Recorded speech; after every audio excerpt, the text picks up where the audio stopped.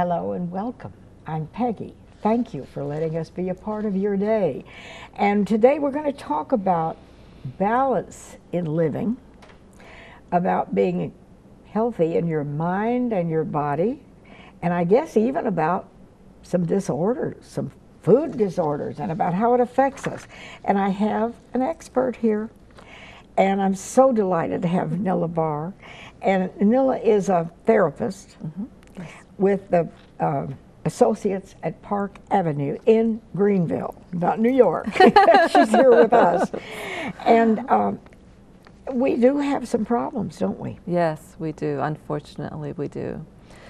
We live in a society that tends to work on extremes all the time. People are doing quick things, quick fixes, quick jumping at decisions, and so much of it has to do with extreme actions. You know, one of the things that we are looking at is, for example, beauty.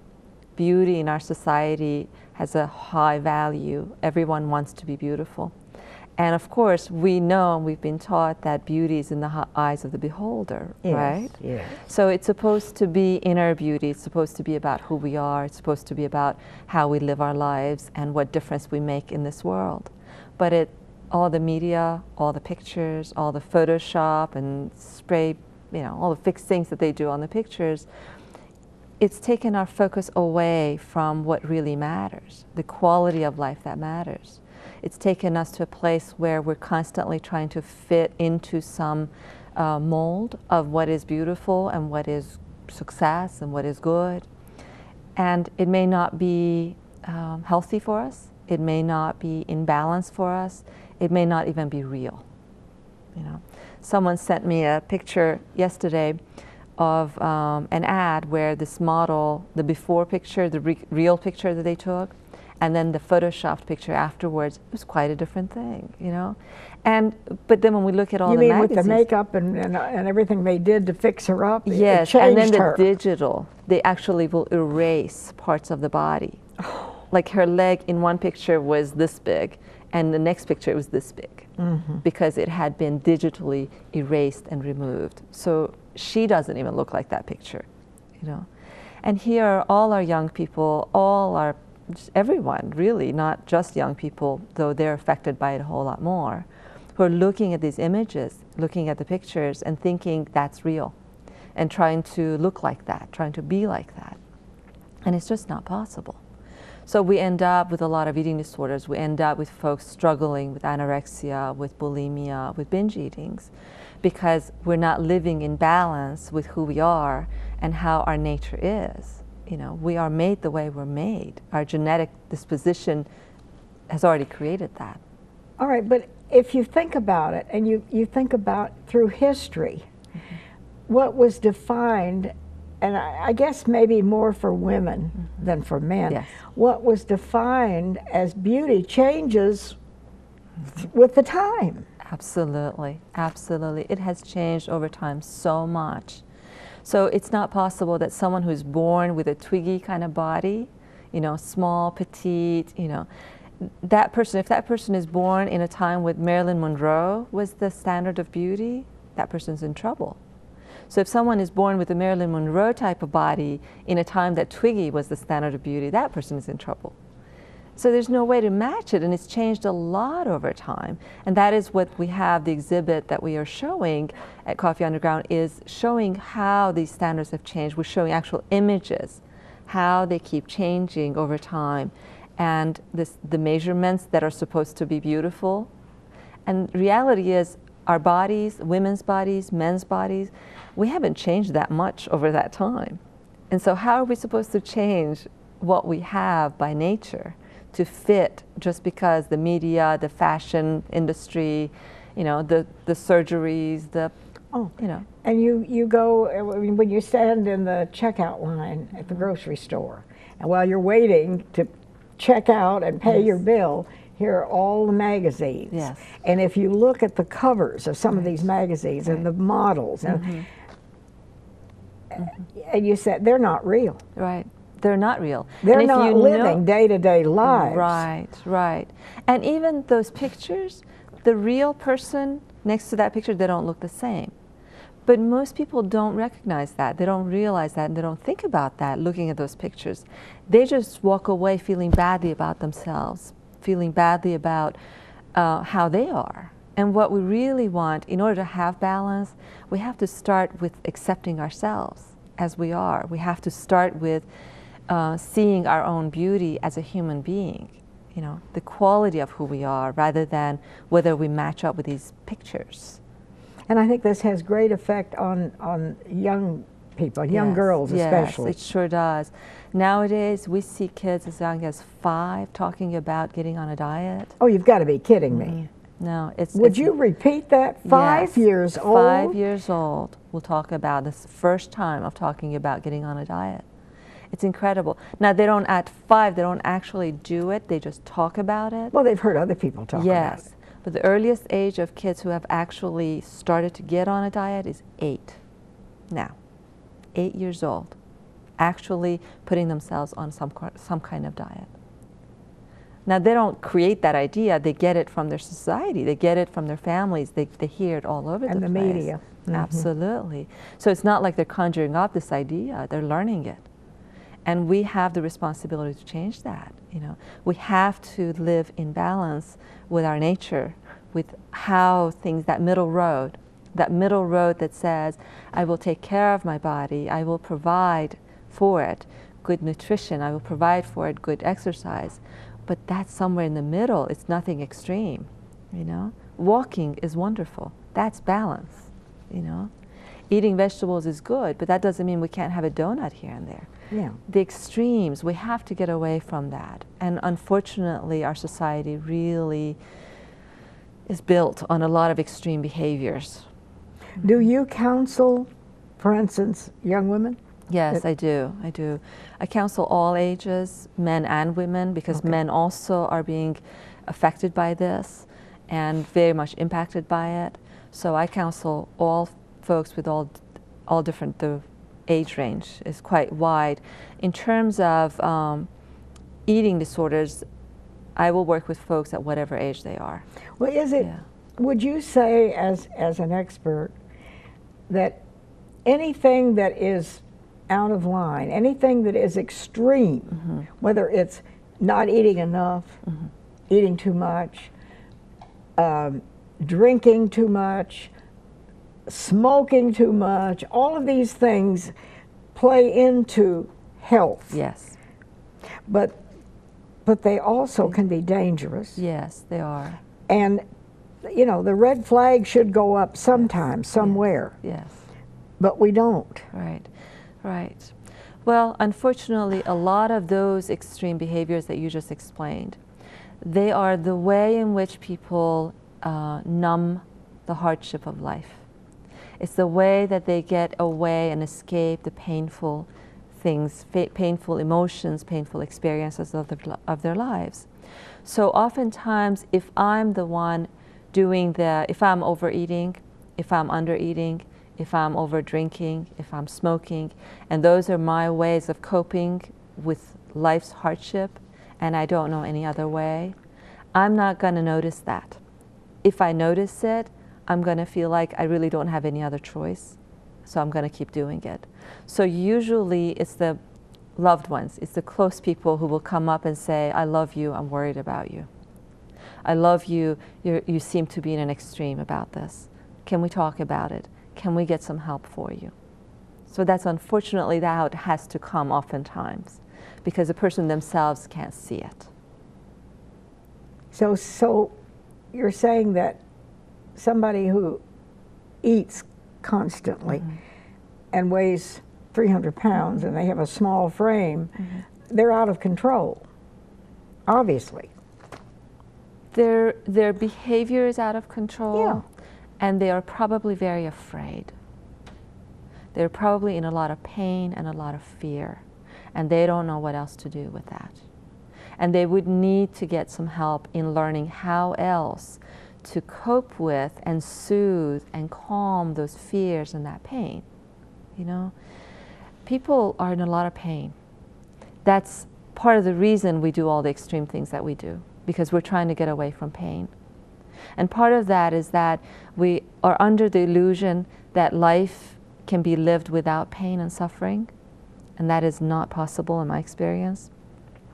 So the best that we can do is to figure out how we can soothe the pain in a way that is truly loving and kind. For me to consume a large amount of food or alcohol or smoke or anything else is not truly a loving and kind thing to do for myself. So for me to be truly kind to myself, I have to first believe that I deserve that I'm worthy of kindness, and that there's hope that I can live this life in a kinder way, even when I'm hurting. And that is not easy to do. And we don't often learn how to do that in our homes, you know. So we got to get some help in learning how to do that. If someone is at the point where, you know, they're drinking a lot and they know it, or they're eating a lot, I mean, you never had an overweight person come out of a concentration camp. Yeah, right. And so obviously the only way you can get that heavy, as we see some people, is to eat. Yeah, yeah, right. And they're helpless to help themselves. They are, because it's not like they're happy about that. So that is a disorder. It is, yes, yes. We have, binge eating is a disorder, and we do have treatment models for it. We have to help with the underlying emotional components of it, and then we can get to the physical components of behavior changes. Just like anorexia, you know, undereating, starving oneself. That is a disorder as well. And there are people who do that. Absolutely. See, both extremes. They're both disorders, and they're very similar in terms of the physiology underneath. You know, whether there's anxiety, whether there's depression, whether there is a family history of not living in balance, whether there's trauma, they tend to have those things in common. So it looks very different on the outside, but they actually have a lot in common with each other. And what that is that there's a lot of pain underneath that. And so until we can get to that pain and soothe the pain and relieve the pain and do some healing work, we can't change the behavior around food or alcohol or whatever it might be. So we have to do both. We have to do both. So we're going to go to a break in a minute, but are you saying then that when you're out and about and you just observe people and you see someone who's obviously very overweight, are you saying that that person, there's something inside of them that they're hurting and that's why they're overweight? Absolutely. It's that simple? Well, it's that complicated. It's that, you know, oftentimes people will look at someone who's heavy, overweight, and they will think, oh, they just don't have any self-control. That is not the case. We've all been guilty of saying that. Yes. So what I'm saying is, let's not judge them. Let's see further that when someone is being that unkind to themselves, their body, that means there's pain behind that. Let's have compassion for that kindness and wish them well. Hope that they will seek help. And of course, we've been sold a bill of goods in this country that everything has to have a lot of sugar and a lot of salt. All of this plays into it. And your fast food restaurants, now some of them are trying to do better. And they're offering salads and this kind of thing, which they didn't used to do. Right, right. But a lot of that plays into it. Right, right. Yeah. And eating out is considered a treat for most families, right? Yes. And so the more you eat out, the more successful you are. That's a picture of happy life, right? Successful family. And that ends up, we get a whole lot more, as you said, sugar and salt and all kinds of things, you know, reprocessed oils, foods that are not fresh and green, real food. We don't get that outside. So in order to get that, we have to come back home where we are sitting around the table and we are maybe even growing some of our own food or going to the local market and getting real food and serving that to our families, having real conversations about how we're feeling and how our life is for real, rather than all out and about running around and missing out on what real life is about, what that quality life is about. Again, that quality that is about who we are as human beings and what difference we make in this world, not what we look like in this world. That's beautiful. We'll be right back. Welcome back. And if you joined us late, we're talking about trying to achieve some balance in our lives, whether we're all running around trying to do so many things. And my special guest today is a therapist, and she's here on behalf of Associates at Park Avenue, and it's Nilly Barr, and she is, I think, a woman who's, you have wisdom. Would you repeat what you said when we were going for the break? Sure. We were talking about how what I'm describing sounds a lot like what our grandparents did, the old way of living where we live more close to the earth and nature and our families are together and it's a slower life. And we have all forgotten that that can still be done because our society keeps promoting that the way to identify success is to be busy, to be running from one thing to another. Mm-hmm. Families think that they're supposed to have 3, 4 sports going on at the same time, to be running around from PTA to this, to that, to the other. And we have bought into this idea that success means busy running and running out of time all the time. And that idea that we've bought into has a very high price tag. That price tag is in all the forms of addictions, whether it's food related, whether it's alcohol related, whether it's gambling or pornography or, you know, any of it can become depression, an addiction. Anxiety, you know, all the, actually even physical ailments that a lot of people are dealing with, all kinds of gastrointestinal problems and such.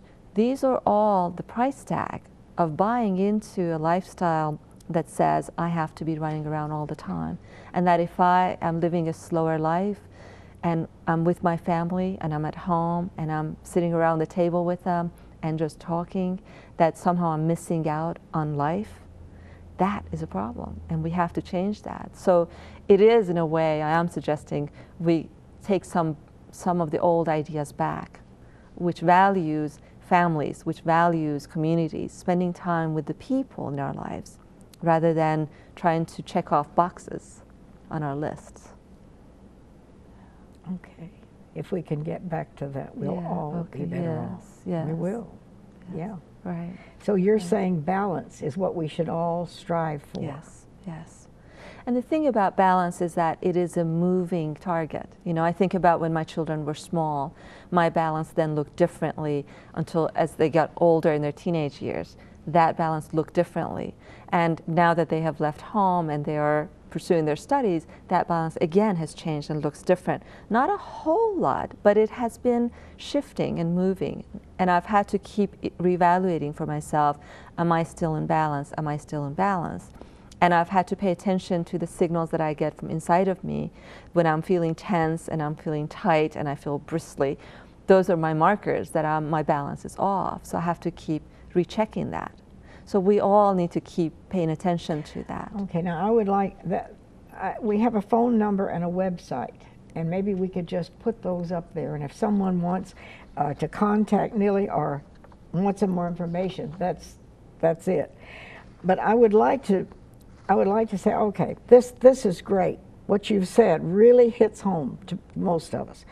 Suppose there's a parent out there, and they have a teenager, and they see this teenager either eating too much or dieting to look like somebody in a fashion magazine, or they're into some extreme behavior. And it's wonderful to say, well, we have to have a balance. Nilly, how do you achieve, what are the steps that you can take to achieve that balance? Right. The first thing I would say to a parent is make sure that what you're modeling for them is that balance picture. Because if, as a mom, I'm running around doing stuff, and if I'm dieting, I have no room to tell my daughter not to diet. Okay. So the first thing would be make sure you're modeling the very thing that you're wanting them to learn to do, the way that you want them to live. Make sure you're doing it. That's the most powerful thing we can do as parents.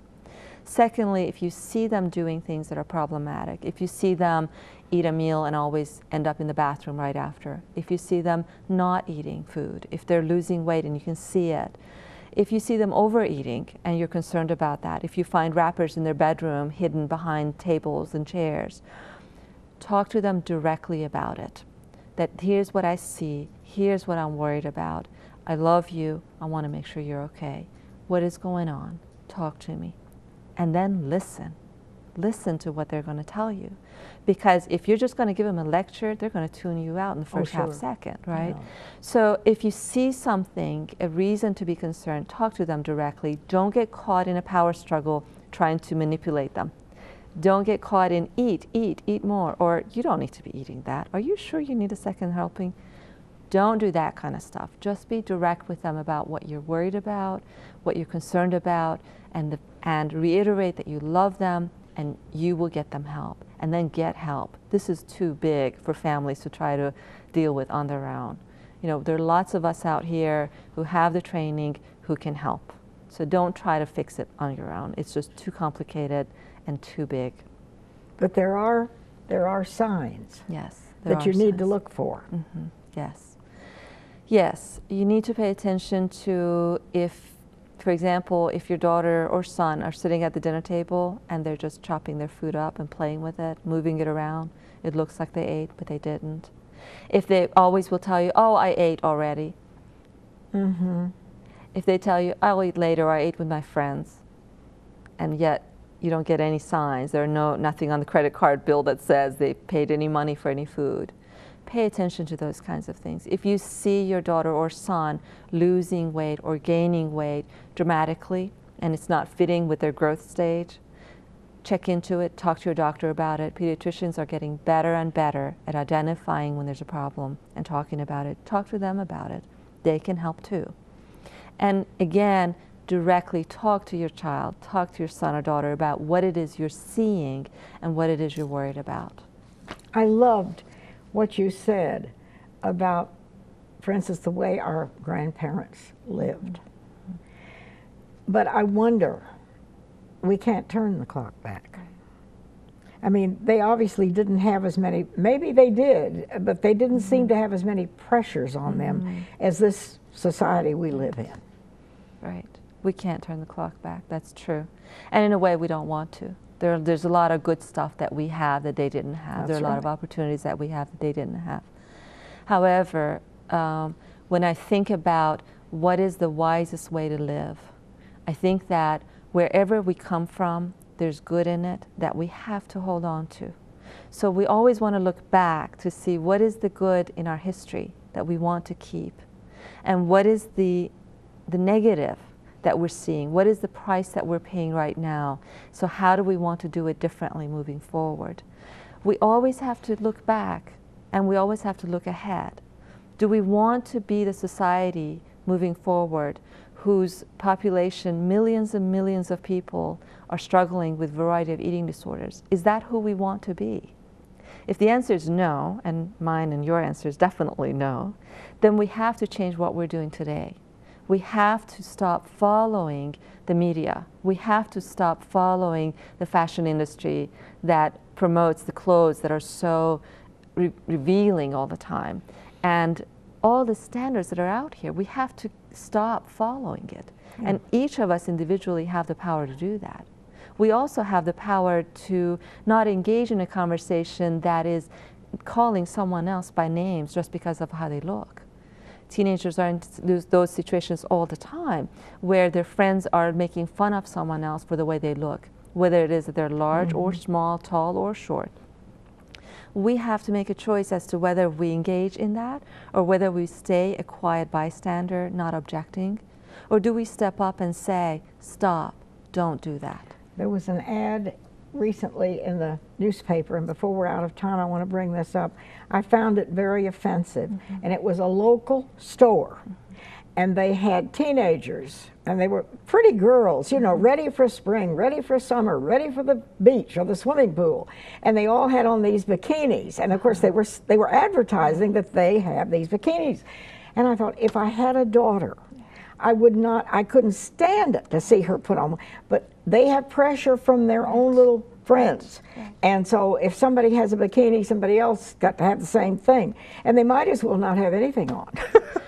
And I thought, what has happened to our world? Right. It is amazing, that pressure. We're out of time. Will you come back? I would love and help to. some parents out here.